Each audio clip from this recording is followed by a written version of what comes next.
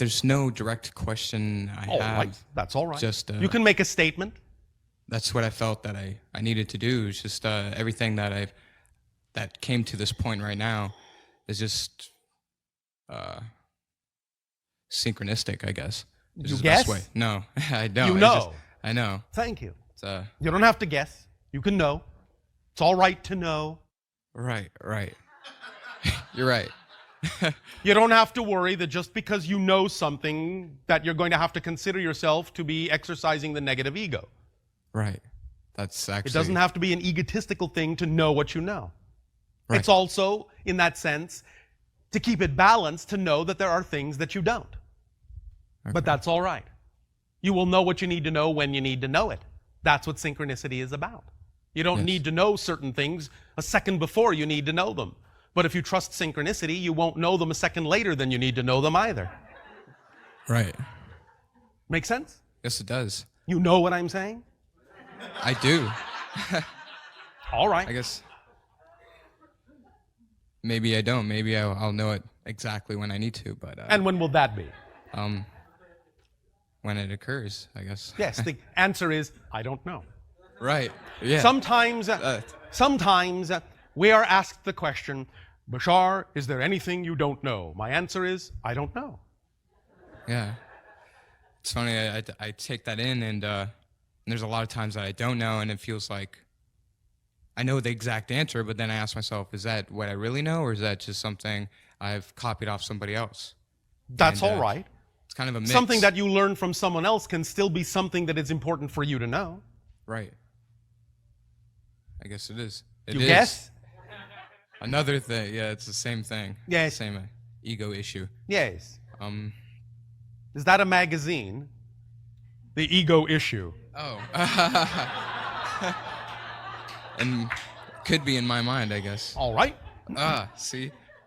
It's I'm lost in the moment and just you are found in the moment. found in the moment. If you stay in the moment, you are never lost.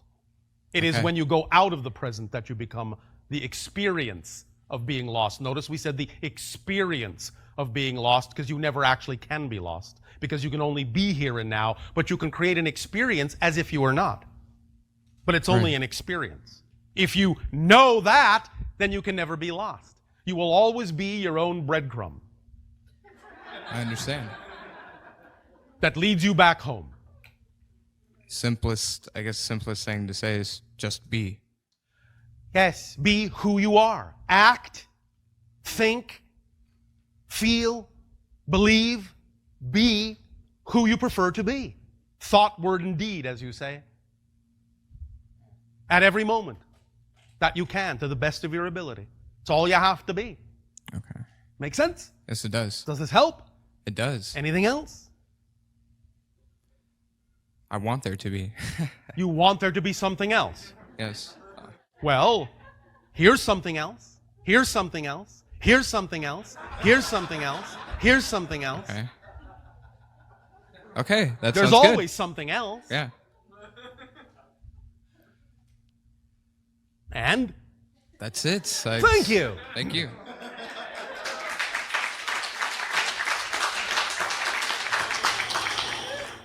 Hi, Bashar. And Thank you good day. Thank you. Good day. I think I have to let to sink in what we have been talking about this All right, moment let it because, sink in. I have so many definitions about human metabolism and so many information within myself that are a bit contrasting with themselves, and I'm experiencing something that It's all about how you define I do not things. like. So. All right, so let it sink in. Have fun with it. Okay. Redefine your reality in the way that you prefer to. Okay. All right? Yes. All right. Thank you. Thank you.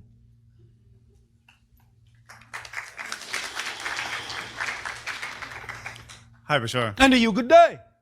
I was wondering if you could help me with a little issue and clarify a few things for me. Well, I don't know. We'll see. Okay.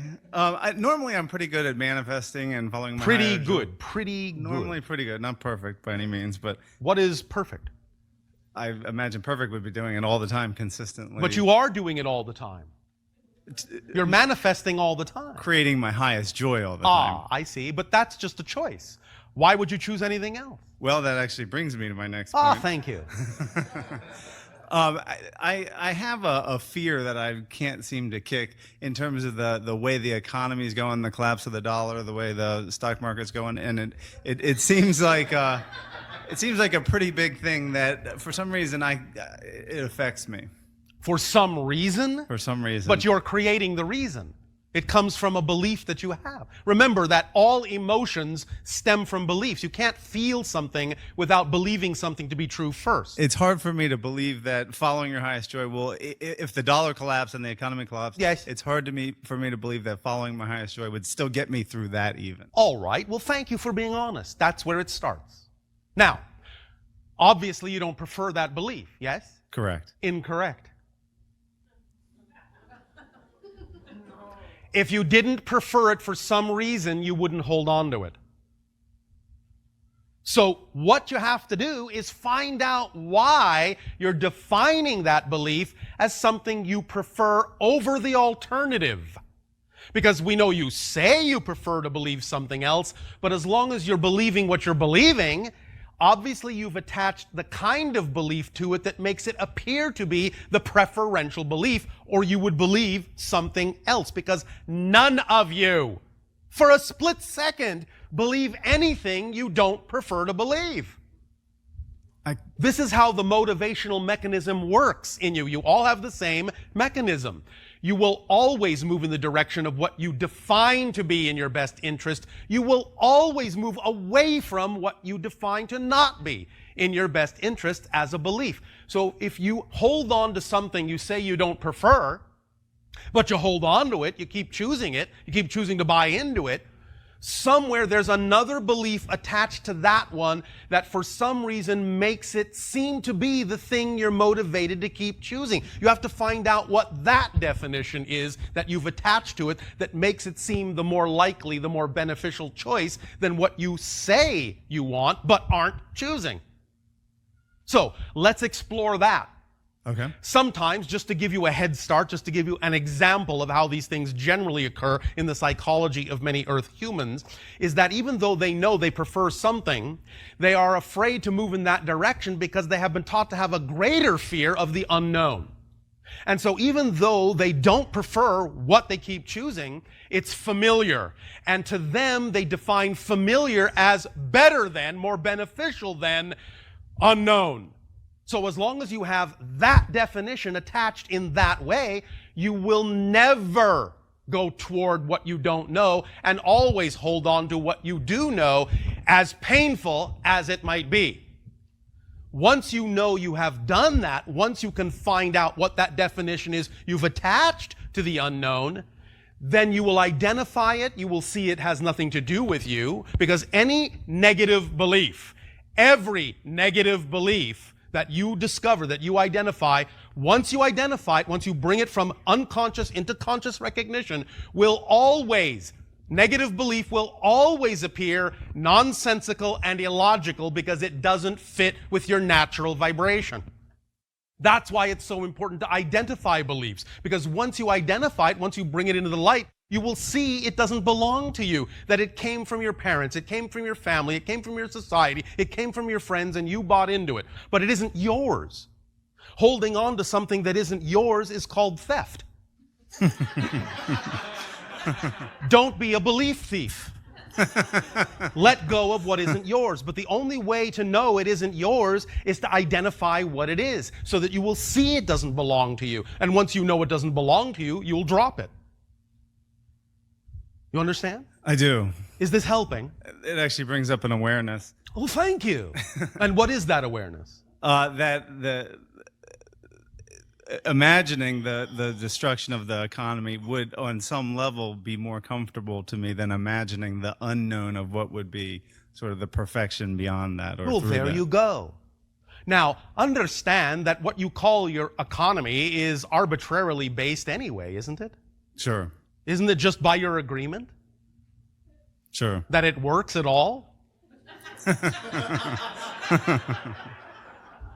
Isn't it just an imaginary game?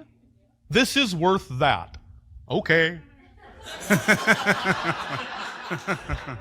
Didn't it used to be rocks and bones and stones and feathers and beads and all sorts of things? Now it's coin and paper, so it's just arbitrary. It's just what you agree to.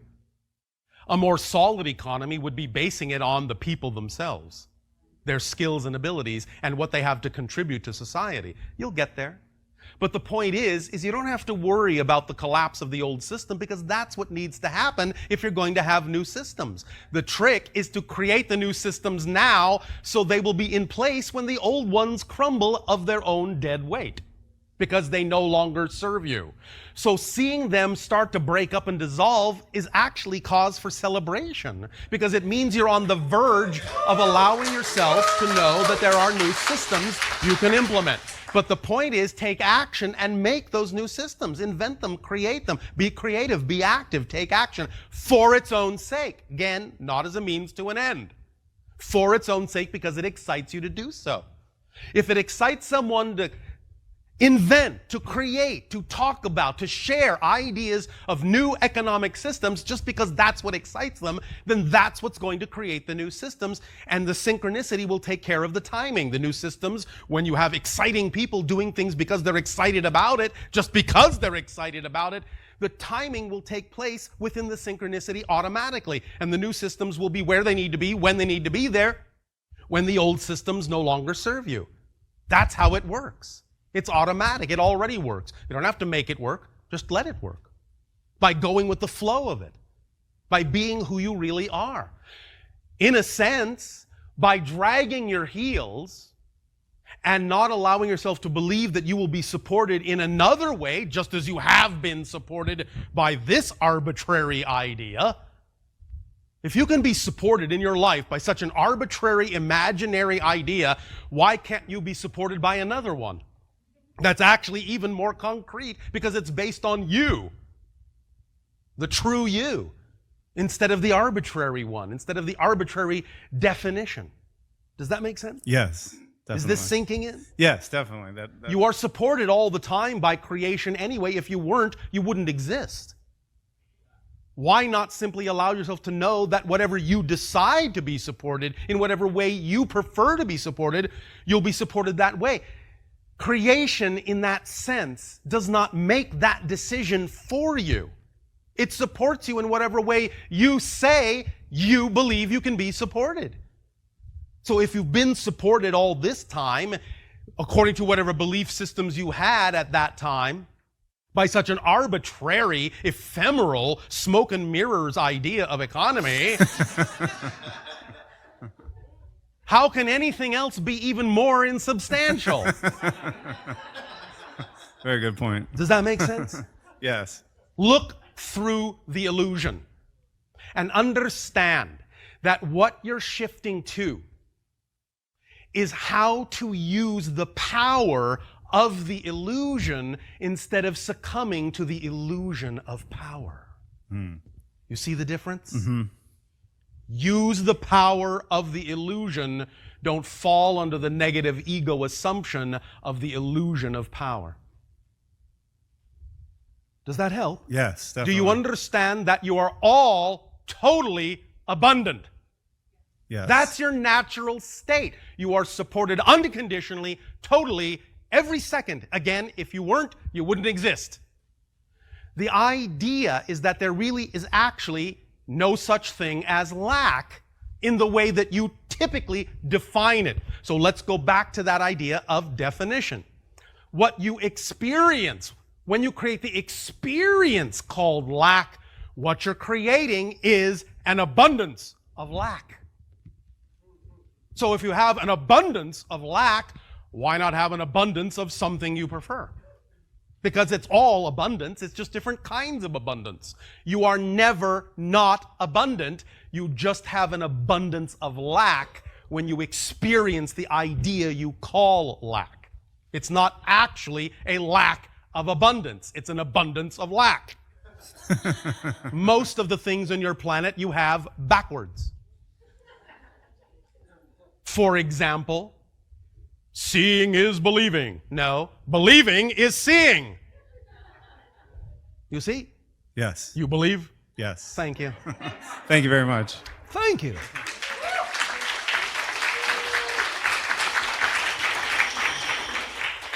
By the way, when you allow yourselves to be in the moment in the way we discussed earlier and give a clear and precise definition to every experience for its own sake as its own experience, you develop what you are perceiving in us at this point, which is that when we talk about these principles, we have an abundance of conviction. There is not what you call one shadow of a doubt in our minds that these things work. We know they work because they work for us. They can work for you. It requires the same degree of conviction that you know they work. And it is more easily had, this conviction is more easily experienced when you stop linking things together in continuity that don't need to be linked as a means to an end. When you truly understand the power of remaining in the present and defining everything that's happening as the only thing that needs to be going on right now, and it's leading you to nothing else, you will feel the power of that conviction. You will know and truly understand what we're talking about. Make sense? Yes. All right.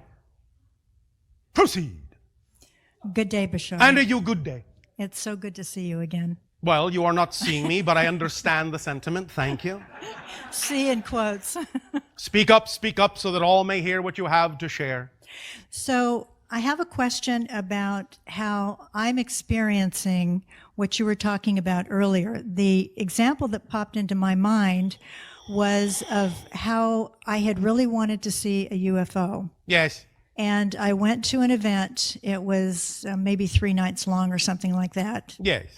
And each night we would go outside and people who knew about these things would attract the UFOs, and people in the crowd there were constantly saying, "Oh, look there, I see one. Look there, I see one." That is not always the case. That they see them? Yes. Sometimes it is. Sometimes they just think they do, but they don't. Okay, that's certainly plausible. Yes. And what? And by the way, I've seen hundreds of UFOs. No big deal. Seen one, seen them all. Well, all right, not really. So, but it's not really anything special, is what we're saying. You don't have to make a big deal out of it. All right, thank you. But oh, look! A car!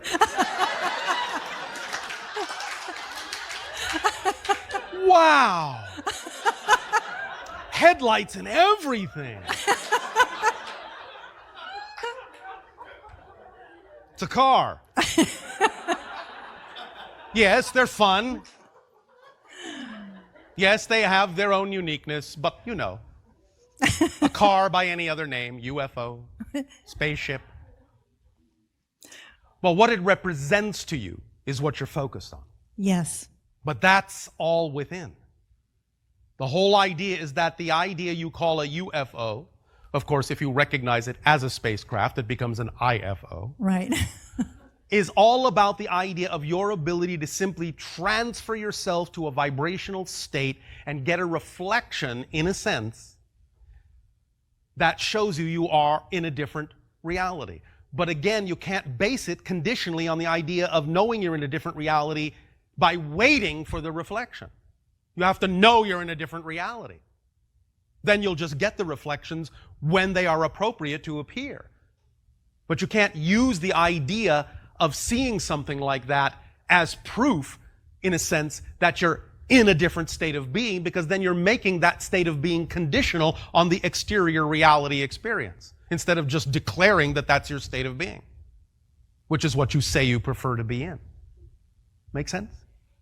It does. And Yes. I'm wondering and guessing that this is related to the feeling that I get before something like this happens. Yes.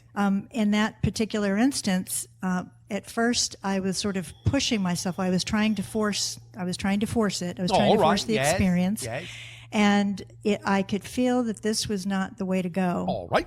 And one evening, before we were getting ready to go outside, the host of this event conducted a puja and a ceremony of fire, blessing, and so forth. Yes. And it's something that I really resonate with. All right. And I immediately felt myself just have this peaceful sense. Yes. And I remember thinking, oh, I bet this is one of Bashar's permission slips. Yes, they all are. And when we went outside, I just had this feeling of acceptance of whatever was going to happen or not happen was going to be fine. All right. It would all happen in right timing. Yes, have fun with it. That's the point. And it was fun, especially when I experienced it, because it was better than I expected. There you go. And higher mind can bring you something the physical mind may not yet have really been capable of imagining. Can bring it to you in a much greater way than the physical mind may have been capable of imagining. That's why it's important to allow the higher mind to do that and not insist that it has to turn out a specific way as what your physical mind was only capable of imagining. Because the physical mind is limited in what it can imagine. But the higher mind is not. I remember you're saying that before. Yes. And that certainly was the case that night. Yes. And the experience was better also. It was way better also, because it helped me to understand the concept of that feeling, the feeling that I get. Yes.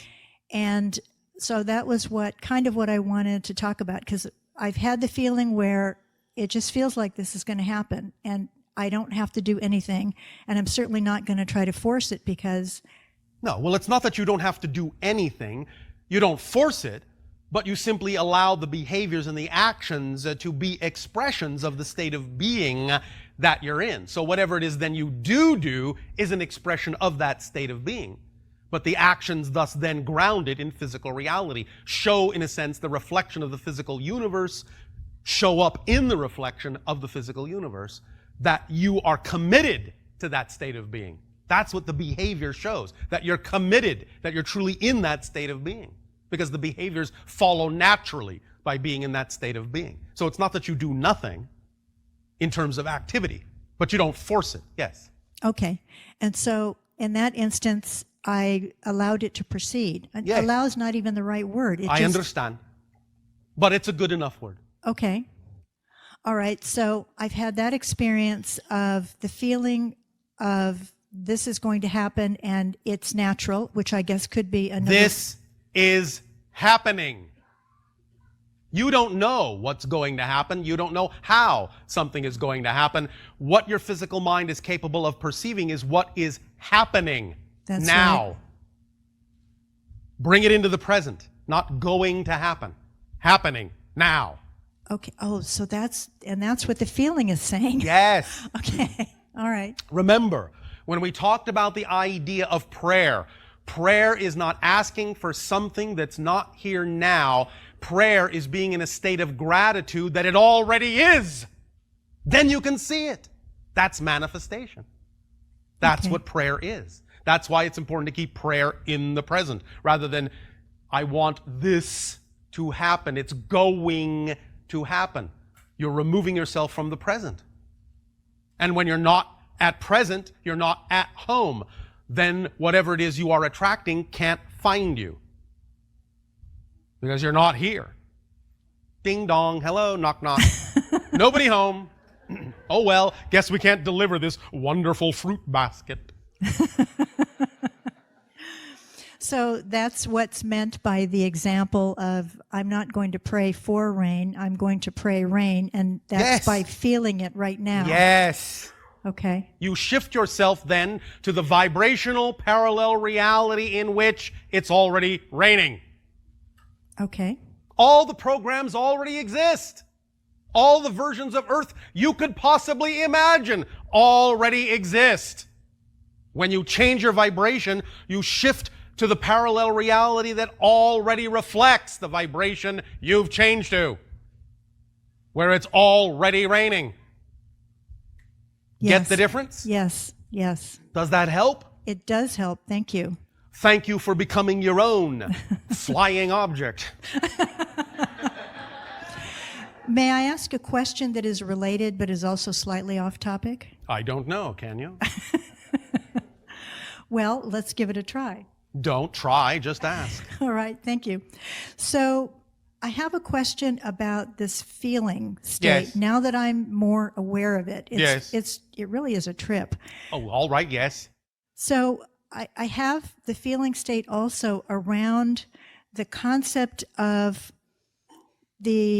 some of the, I guess they call them the Council of Nine. This is the way I've heard it described. It is a euphemism for a collection of certain kinds of consciousness, yes. Existing in another dimensional level from your own, yes. Okay. And my understanding from some recent experiences is Yes. that they include the so-called Anunnaki. No. Okay. So that's part of my question is, how far do I go with this idea? Because you talked yesterday about the Interstellar Alliance. Yes. There are many different interstellar alliances. Okay. We have our own, there are others. Well, they use a term which at a previous event, Yes. I remember somebody asked a question about the Galactic Federation and you said what? And he said Galactic Federation and you said what? I wasn't saying what to that. Oh. We were saying what to the way it was phrased to put him back in touch with the fact that he was, in a sense, being out of the present with the way it was being asked. Oh. We understand what is meant by Galactic Federation. Right, but the way this is described, it sounds like it's a specific body of beings. It can be seen and experienced that way. The idea, again, is that all these things are symbols. It's your symbol that represents that level of consciousness. If that symbol works for you, allows you to relate to it in a way that's fun for you, that's exciting for you, use it. But they don't see themselves that way. That's all we're saying. It's a symbol that works in your language, in your reality. So use it if it works for you to form a relationship. That's all right. The reason we say that the Anunnaki are not involved is because the energy that you have labeled in your society as Anunnaki no longer exists in the way that it used to in terms of your space-time linearity. So even though there is a consciousness connected to what you're calling the Council of Nine that could be said to be peripherally connected to what used to be the Anunnaki, it's no longer Anunnaki. But it contains that idea. But we wish to be more specific so as to not mislead you in terms of the symbology and the definitions that your society has given to it. From our perspective, it was, in that sense, not an accurate description of the energy as it actually exists now. Okay. Does that help you? It does. Okay, but if I might take this slightly further. So I'm considering doing some work with some people, some personal healing work. Can I ask you a question? Yes, please. Why are you just considering it instead of doing it? Well, I actually have done it once, and Then you are doing it. Well, I'm not sure if I want to do it again. Then don't. Why is this so difficult? There is nothing mysterious about this. I don't prefer to do this again. Okay, don't. Well, the work I Oh, like, now I prefer to do it again. Okay, do it. it's the idea of individuals Yes. who are non-corporeal entities who are Yes. said to be in the room, including one who is said to be one of these, the council or... Let me make this clear for you. Okay. If you just look at all this as symbology that is representative of information that you prefer to attract, just look at it as symbology regardless of what you consider to be the reality. Because it's only the symbology you're going to experience in your reality anyway. Do you understand this? You're creating your symbol in your reality out of your energy. Even if another being, as you say, is really there, the only way you can perceive another being is to create a symbol of that being in your reality out of your energy so that you can form a relationship to that symbol that represents that energy so you can identify with it. So just look at everything as symbolic and just take it for what it means to you and use it in the way that you prefer. And don't spend time, would be our suggestion, wondering if it's real. The symbol is real enough for the energy and the information it contains if it has relevance for the work you have decided to do. Just use it as relevant information. And don't focus so much on the idea of exactly whether or not the source is quote-unquote real. It's all real in one context, but the only part of it you're experiencing anyway is your symbol of it. That's what you're interacting with. It's a reflection. So take out of it what you will. Leave what doesn't work for you and move forward. Does that make sense? Does that help clear up the idea? It does, and it helps me to understand that what I must be doing is creating, because I had that feeling again. Yes. Because I won a raffle at a meeting. All right. And the raffle was for this energy healing. All right. And at first I thought, well, this is going to be nice, but it's probably just mainstream massage, but I'll go with it and see what happens. Then why did you choose to win it if it was just mainstream massage? Well, it didn't turn out to be that Oh, at what all. a surprise. Yes. You mean you can actually learn to trust yourself and trust your synchronicities? Oh no, what a tragedy. It turned out way better than that. Oh, what a surprise. That would be a very good motto for you all. Oh, what a It surprise. always turns out way better. Oh, yes. It always turns out way better. It always turns out way better than I ever imagined. It always does. Yes, I like that one. Oh, all right. You can use it. I'll give you permission. Thank you so much, Bashar. Thank you. I love you. Our unconditional love to you as well.